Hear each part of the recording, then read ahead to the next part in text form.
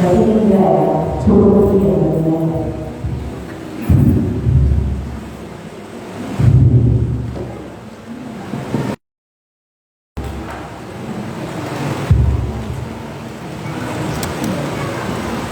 Bismillahirrahmanirrahim. Assalamualaikum warahmatullahi wabarakatuh. Waalaikumsalam warahmatullahi wabarakatuh. Alhamdulillah, alhamdulillah, alladzi arsala rasulahu bil huda wa dinil haqq yuzhiruhu 'ala dini kullihi wa kafa billahi shahida. Asyhadu an la ilaha illallah wa asyhadu anna Muhammadan abduhu wa rasuluh la nabiyya ba'dahu.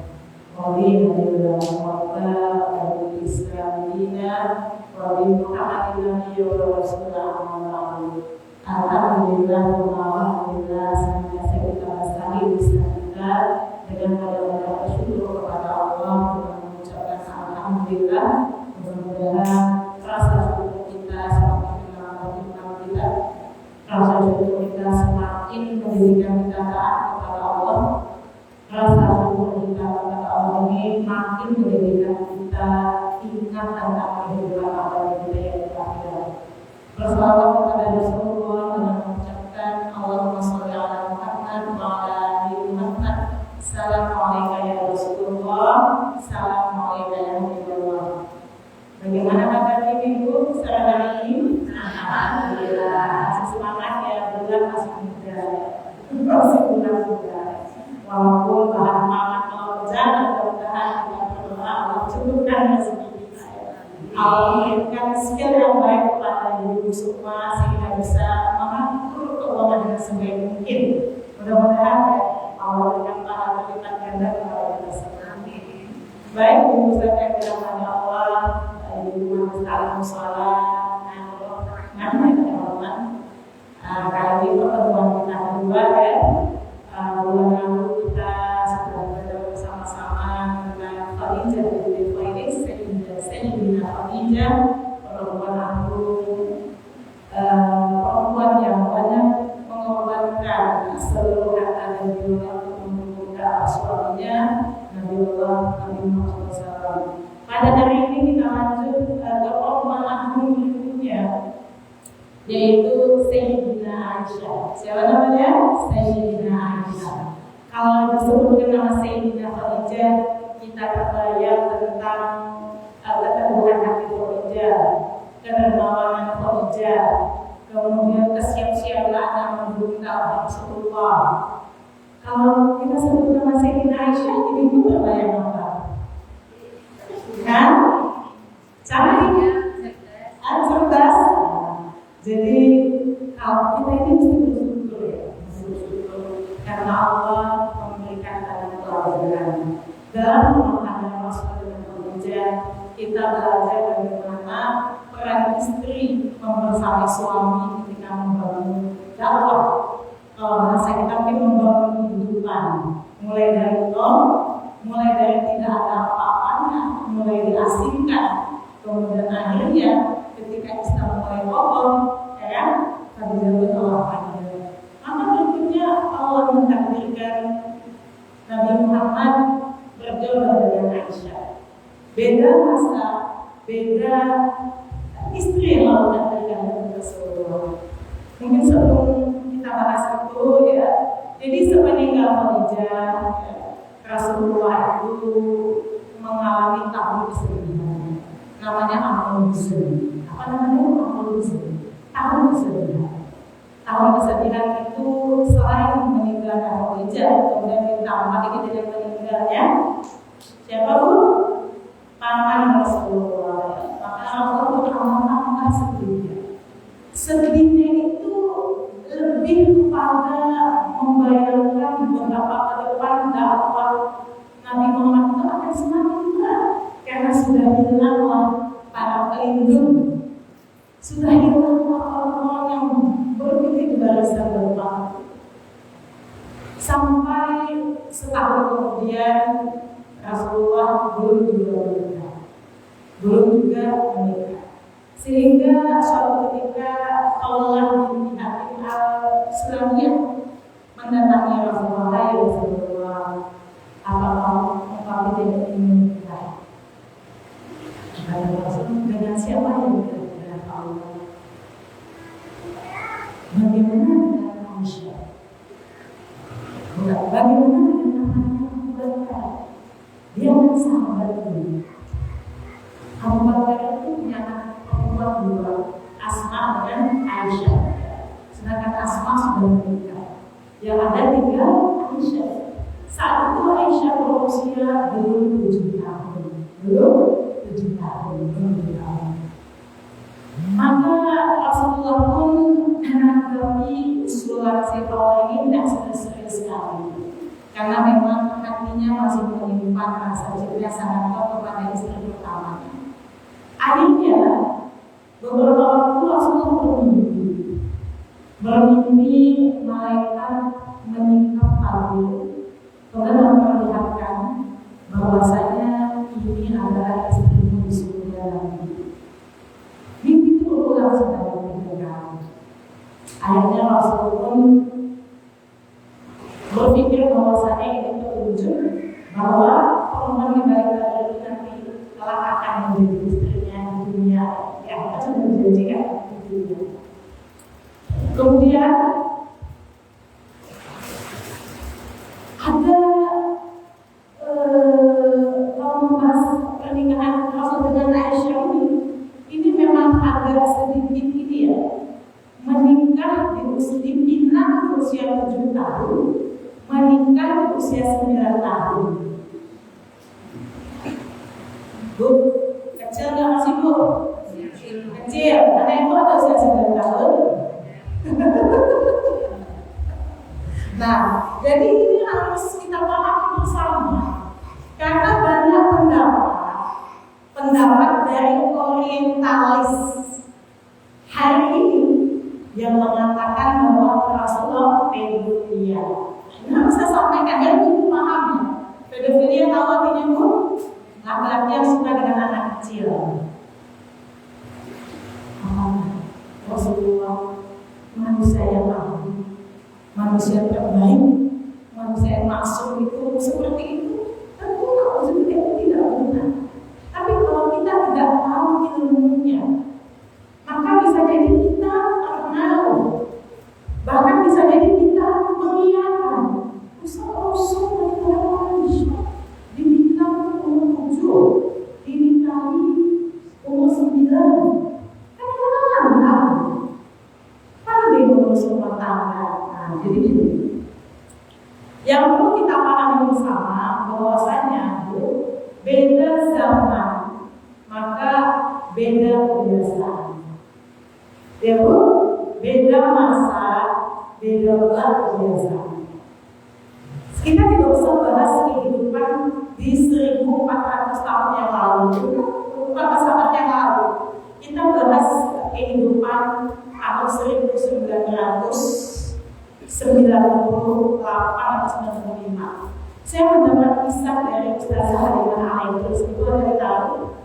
Ustazah Halimah Al-Aidrus ada di tahu. Ustazah Halimah ini dulu dia sekolah di Yaman. Tempatnya nama desanya Tarim. Tarim, nama kotanya Tarim. Ustazah Halimah Al-Aidrus ini masih termasuk keturunan Nabi yang ke-36. Nanti dibuka rumah atau waktunya, maka saya rekomendasikan juga jadikan Ustazah itu sebagai teman tidur. Kalau dulu bukan teman masak, teman gosok kain. Saya kan bikin gosoknya 1 jam 1/2. Selama 1 jam 1/2 itu ngapain coba? Gak mungkin kita sambil gosok itu ngomong dan kerjaan selama. Kalau masak juga hidupin itu terserah kita mau bikin apa saja. Jadi Ustazah Halimah ini sekolah di Yaman tahun 1998. Di saat itu di kota Tarim itu tidak seramai di Pekanbaru hari ini. Apalagi 1400 tahun yang lalu orangnya sedikit, berbeda sedikit.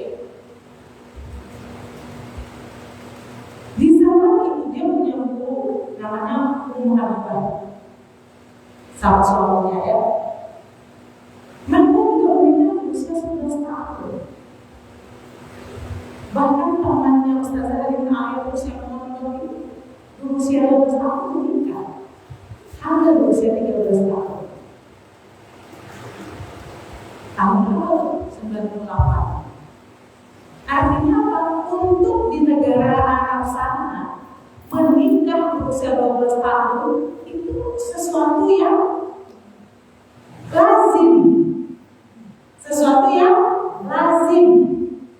Kalau di tempat kita undang-undang pernikahan itu berapa? 19 tahun dulu. Undang-undang pernikahan di negara kita perempuan itu 19 tahun. Tapi di Arab tidak. Kenapa mereka siap menikah di usia 11-12 tahun? Kenapa siap? Karena mereka dididik umur 8 tahun mereka sudah bisa masuk rumah, sudah bisa masak.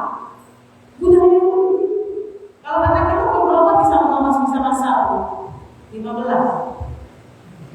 16. Hah? SMA kali ya? Hah? AB. Jadi satu ketika Ustazah itu nanya gurunya, Ustaz, bagaimana pendapat Ustaz ketika ada pernikahan umurnya lebih kecil? Apakah akan muncul masalah? Maksudnya mereka muda, apakah akan muncul masalah? Kata Ustazah, gurunya itu, istri gurunya, kalau suaminya seperti Abu Bakar, maka aku setuju kalau menikah cepat. Abu Bakar itu ulama kita, soleh. Tapi kira-kira lebih soleh Abu Bakar, lebih soleh Rasulullah. Jauh ya. Nah maksudnya di zaman ini kalau laki-laki sesoleh Abu Bakar boleh nikah muda, istrinya boleh lebih muda. Apalagi di zaman Rasulullah, bahkan Rasulullah menikah muda ya boleh. Nah ini ya untuk ibu pahami ya, karena Rasul menikahi Aisyah saat muda. Nanti kita akan ketemu hikmahnya dulu juga yang kita sampai itu.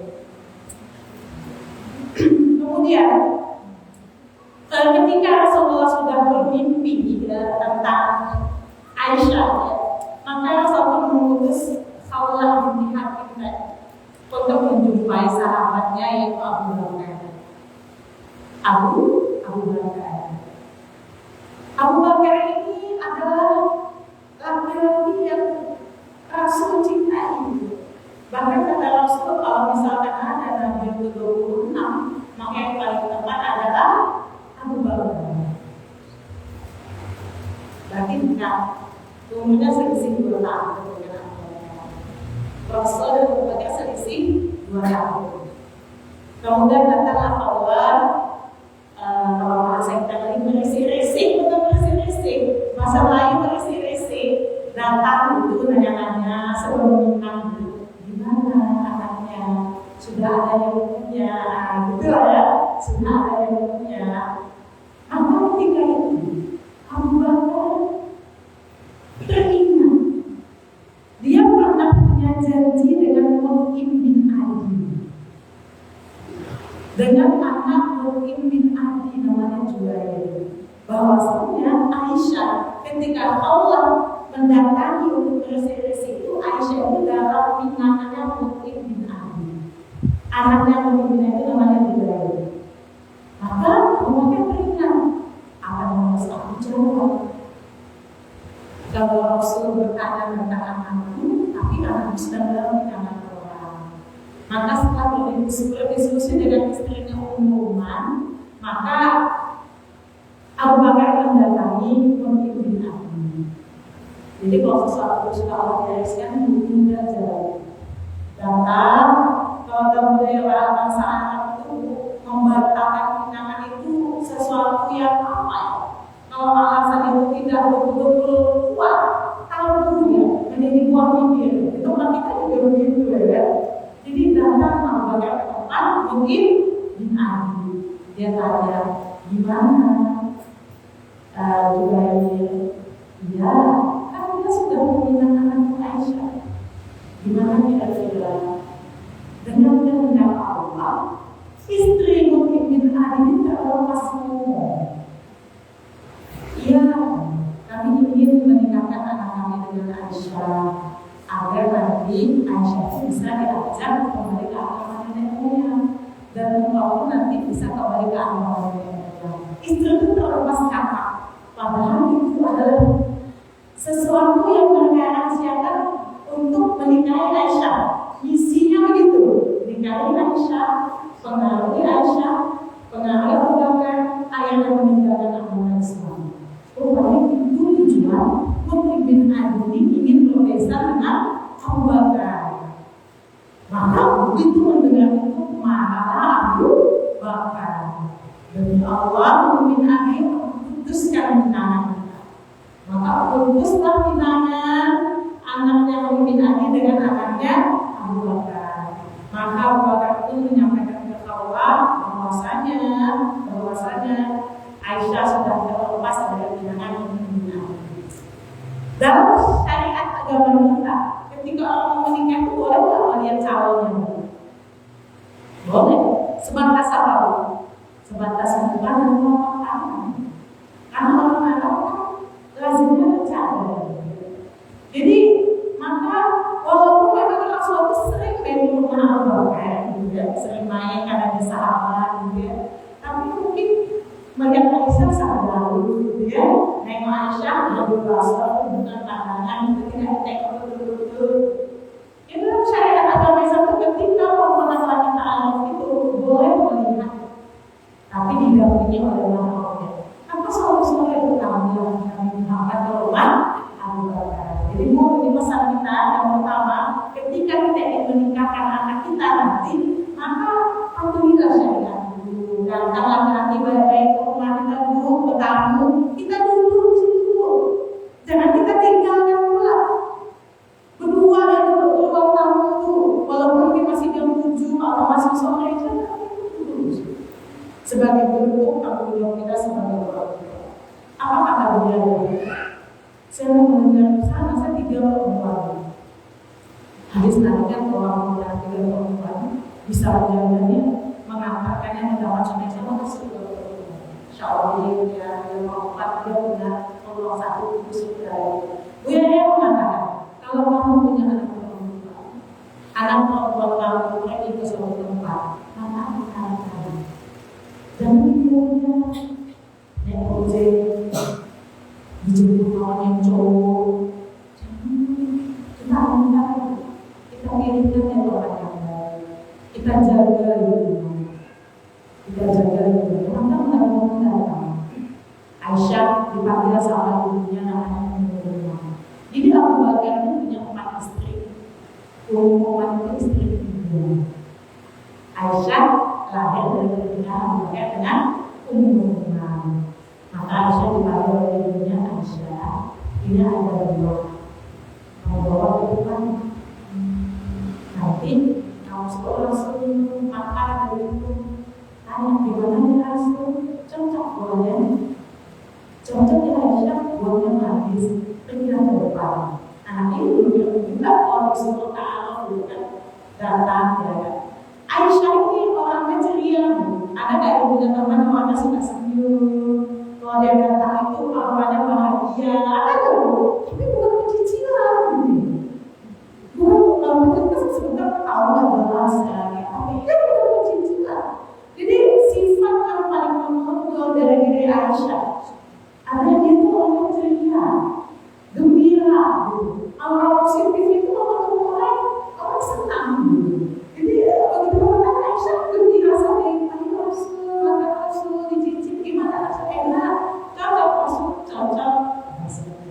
Ibunya kita nanti cocok orang itu cocok dengan Aisyah. Coba deh orang itu menemukan anaknya itu mesra gak sih? Maksudnya mesra ya?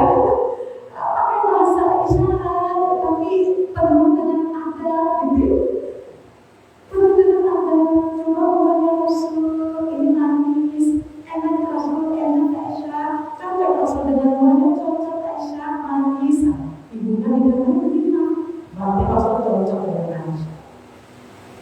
Itu mulai bertahan. Akhirnya Aisyah menang. Itu tahun berapa? Tahun berapa? 2 tahun sebelum hijrah ke Madinah. Baru tahun beberapa kenabian tahun ke-9 kenabian. Jadi Aisyah itu lahir ketika Nabi Muhammad sudah menjadi Rasul. Makanya Aisyah itu lahir dari orang Muslim. Maka sangat beda dengan para sahabat yang dia lahir orang tidak Muslim. Darah yang itu darah Muslim, darah orang beriman. Ditambah lagi Abu Bakar dan Umar adalah orang awal masuk Islam. Kalau kata buku as-sabiquna awwaluna, yang as-sabiquna awwalun, golongan orang yang pertama masuk Islam. Kemudian secara garis keturunan, karena Aisyah ini lahir di saat cahaya Islam telah sampai di Mekah, lahir dari orang tua beriman, maka nilai iman, akidah dan pengajaran agama sudah mendapatkan dari kecil. Dan semua dari orang terbaik. Dari Abu Bakar yang tadi dikatakan tadi, kalau boleh ada Nabi di luar Abu Bakar orangnya. Tapi dari akhir yang baik, dari ibu yang baik. Kemudian 2 tahun setelah Madinah itu Rasulullah mendapat perintah hijrah. Hijrah kemana Bu? Ke Madinah. Hijrah ke Madinah, coba ya.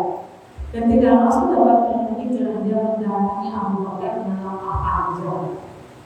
Kenapa Rasulullah di suatu-suatu? Kenapa Rasulullah? Kenapa aku berdua? Coba lihat bagaimana keadaan hijrah. Wahai Abu Bakar, siapa yang ada di rumah? Suruh keluar. Tidak ada yang namanya Aisyah dan Rasul. Bukan Rasul. Abu Bakar akan berkata yang penting. Aku mendapat perintah dari hijrah. Apa pelajaran kedua dari kehidupan kita? Kalau kita ingin menyampaikan sesuatu yang bersifat rahasia, maka pastikan lingkungannya aman. Paham Bu? Ibu kalau tak curhat Bu, dengan kawan kata-kata dirasa di dalam hati sesak asalnya, curhat sesuatu yang bersifat pribadi, kan? Pastikan lu pakai apa Bu?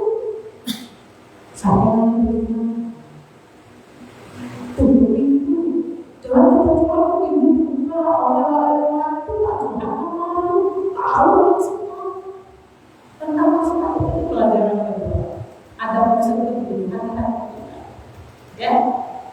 Apalagi perintah hijrah itu bukan hanya terkait dengan urusan pribadi, tapi urusan umat. Nah, kalau itu nanti ada urusan umat terkait majlis taklim, itu kan urusan umat, majlis taklim itu, ya, umat. Terkait majlis taklim, urusan umat itu ada yang penting. Maka kalau kita tahu ketua rumah majlis taklim, rumah berapa itu urusan umat. Tunggu itu.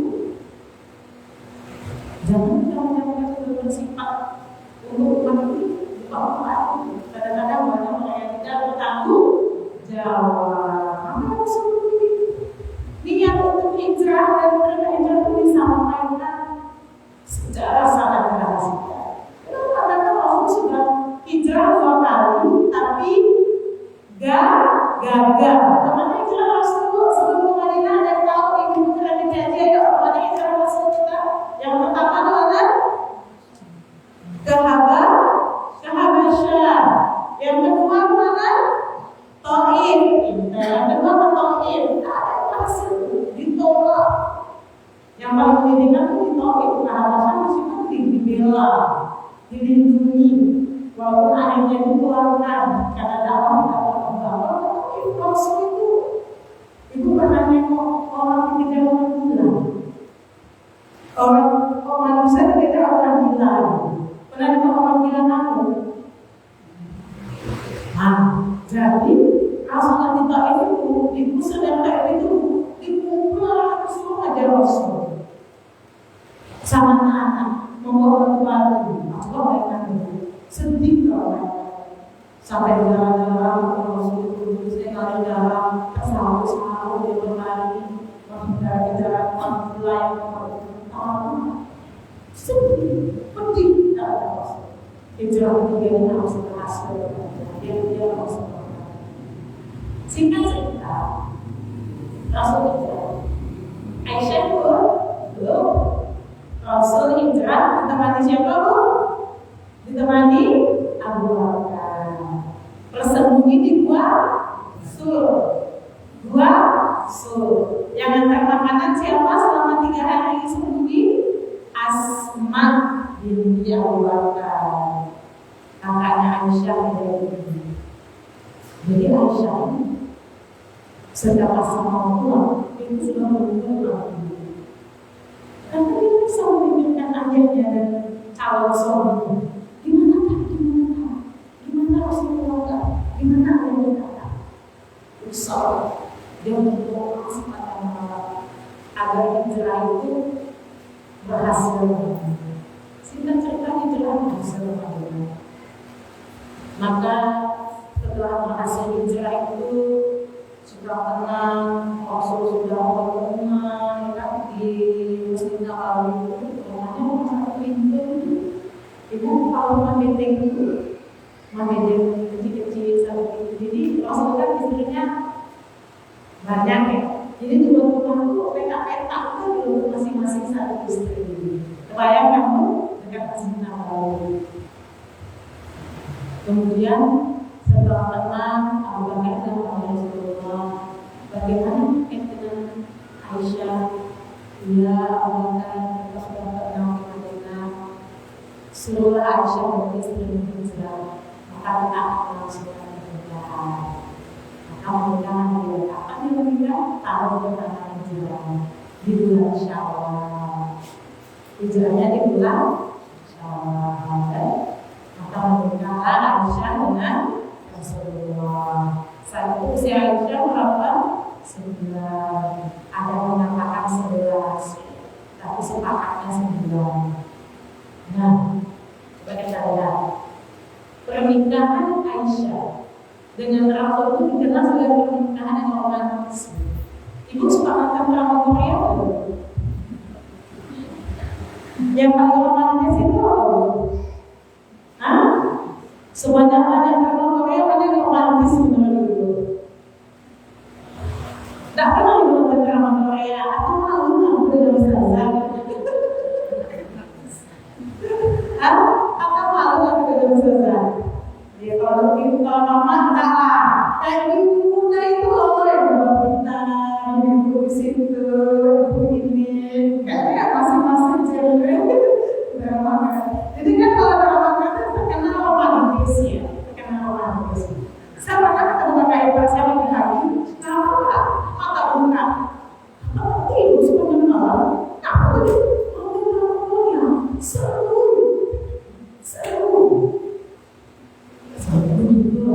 Kenapa suka romantis?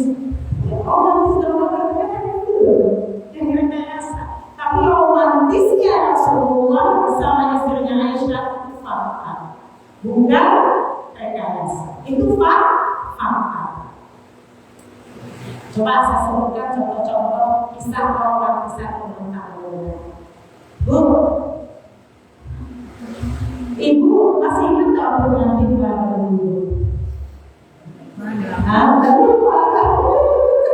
Kayaknya dulu lah bulan Maret yang juga lupa. Kadang-kadang kita perlu mengulang menumbuhkan romantisme rumah tangga yang tetap hangat, tetap sakinah, tidak dingin walaupun kita sudah mampu tetap diulang cara-caranya. Jadi romantisme Rasulullah dan Khadijah itu mandi itu kedua satu jana. Kemudian kalau pernah nggak saat kasmaran sama-sama itu baru menikah gitu ya, tapi masih malu-malu gitu ya, kita minum terus suami kita ambil gelas kita minum terus cari yang mana sisi gelas bekas gede kita pernah nggak? Pernah.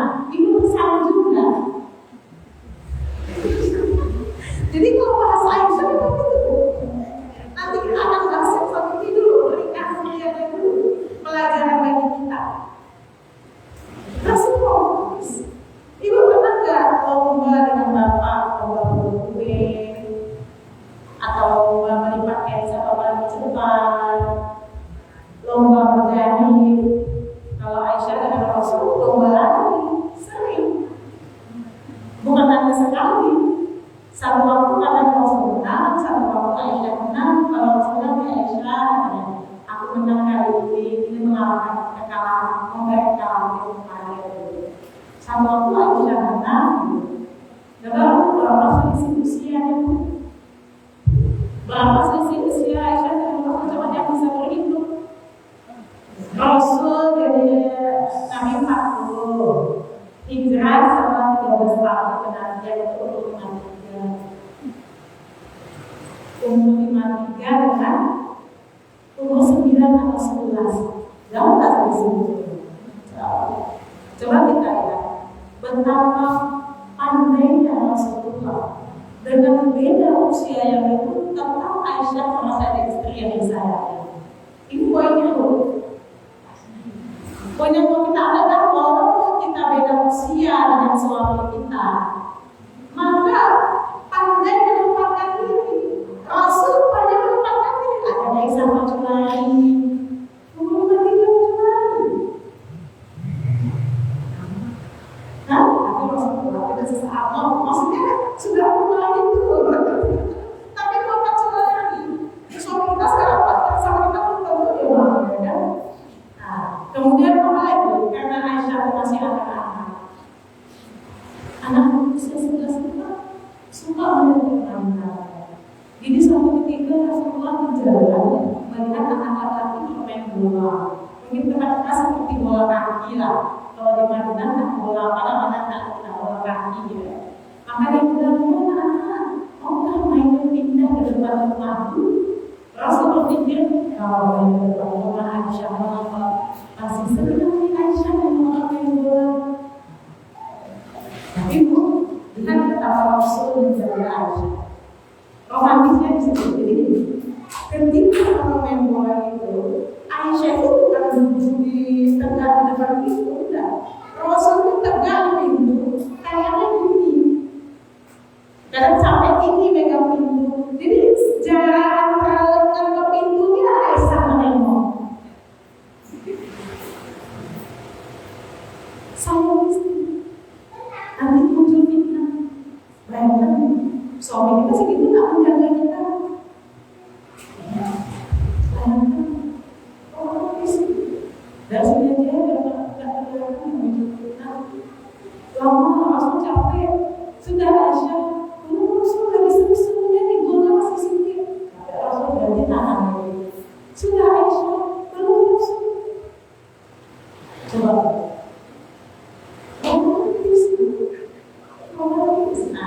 Kisah romantismenya harus kita ambil pelajaran.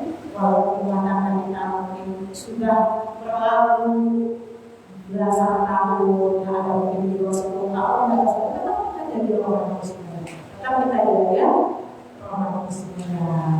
Nah, kita lanjut. Kita masuk ke sini dulu. Ibu pernah dengar ini enggak? Ada seperti ini enggak? Berita bohong Aisyah itu selingkuh, pengen saya ceritakan enggak? Kita pernah nggak sih difitnah? Pernah nggak sih digosipin? Sering.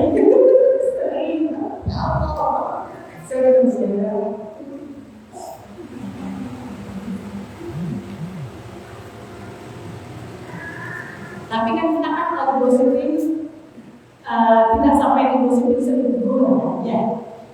Ada gosip selingkuh di sini. Nah, jadi saya lompat ceritanya ke sini ya. Nanti terakhir kita bakal bahas keteladanan Aisyah, apa saja ilmunya, cerdasnya seperti apa. Karena hadis ini termasuk pelajaran untuk wanita di dunia sampai hari ini. Bagaimana sikap kita? Juga pelajaran berharga bagi sebuah keluarga ketika Allah menimpakan ujian. Jadi romantisme rumah tangga itu kan tidak selalu manis. Rumah tangga Rasul juga begitu. Dengan Aisyah itu tidak selalu manis. Pasti ada ujian, namanya hidup. Namanya hidup. Yang ada ujian itu nanti di surga. Di dunia ini ada ujian. Bahkan Rasulullah waktu saya aku masuk ya bebas gara-gara dosanya dijamin masuk surga, dia tetap hidupnya tidak ideal. Dia tetap ada susahnya, tetap ada nangisnya, tetap ada masa dia bersedih, tetap ada masa dia tertekan. Jadi jangan gitu. Apa yang dia maksudnya tidak dia ada ujian, ada cobaan. Jadi Rasul melakukan sebuah peperangan Bani Mustalik. Setelah pergi, maka istri yang menemani adalah Aisyah. Aisyah itu perawakannya dulu yang kurus, yang masih kecil lah. Kita masih gadis sudah kurus ya Bu. Saya gadis 45. Sekarang 70. Sama Bu, sama. Rata-rata ibu-ibu waktu gadis kurus. Apalagi Aisyah, itu baru 11, 12, 13 kurus lah gitu ya. Mungkin 40 gitu kurangnya. Jadi kalau istri Nabi itu ikut mendampingi ibu, pada Nabi dia naik onta, tapi ada di onta itu dibuat kayak tempat yang tertutup. Kebayang ya Bu? Dia duduk di situ, jadi sepanjangnya tertutup, tapi di atas onta. Kebayang ya? Jadi Aisyah itu kendaraannya benar-benar masuk itu pakai itu. Jadi setelah selesai peperangan Bani Mustalik, maka Rasulullah dan para sahabat memutuskan istirahat. Macam-macam kebutuhannya, ada minum, makan, tidur sebentar. Maka Aisyah ingin buang aja. Jadi buang aja dia bisa masak itu. Sebenarnya kalau dia tak haram, bisa bersuci dengan gaul. Mungkin zaman dulu ayat tidak semudah sekarang, WC tidak banyak gitu ya, seperti sekarang. Jadi Aisyah pergi buang aja. Dalam perjalanan balik menuju rombongan, Aisyah tersadar rambutnya tercecer, hilang. Maka Aisyah pun kembali menyusuri jalannya tadi untuk mencari tahu. Lama mencari, Aisyah menolak. Akhirnya tahunya ketemu.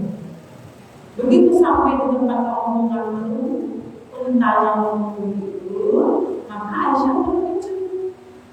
Tidak disuruh, rombongan sudah berangkat menuju kota Madinah. Sudah berangkat.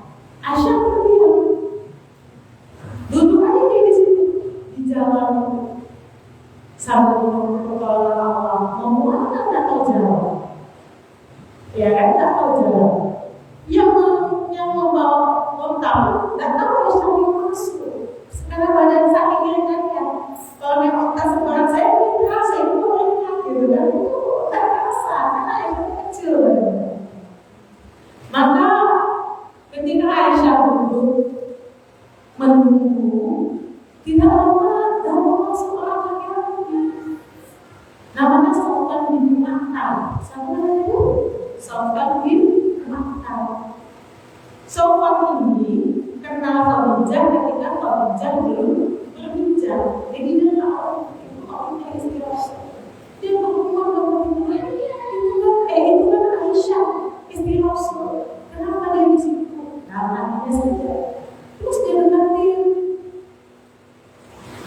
Kemudian tanpa mengatakan sepatah kata pun, Sofyan merendahkan iman sebagai isyarat Aisyah naik ke unta.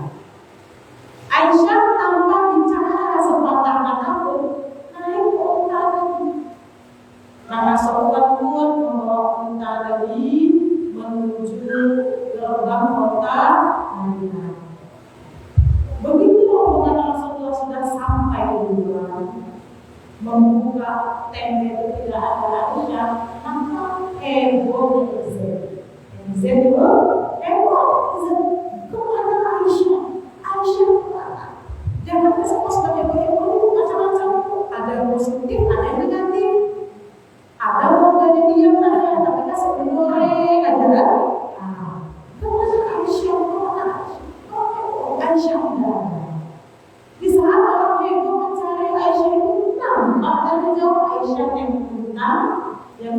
Rasulullah. Coba ibu bayangkan kan, ibu bayangkan situasinya, ibu ada di situ, kira-kira apa kata kaum muslimin, terutama